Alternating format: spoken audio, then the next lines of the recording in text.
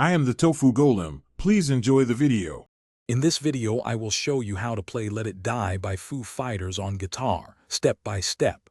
We will start with the main riff, which is the backbone of the song. You'll use power chords beginning with an E5 on the low E string. Then, shift to a G5, followed by a D5, and finally an A5.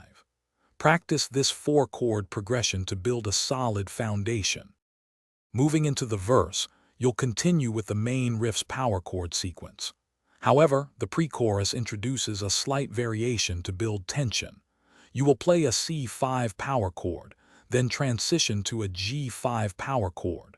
After that, hit an A5 power chord before seamlessly returning to the familiar main riff. This creates a dynamic shift. The chorus brings a powerful, open sound, contrasting with the verse's power chords. You will play an open G major chord, followed by an open D major chord. Then, move to an E minor chord, and finally a C major chord.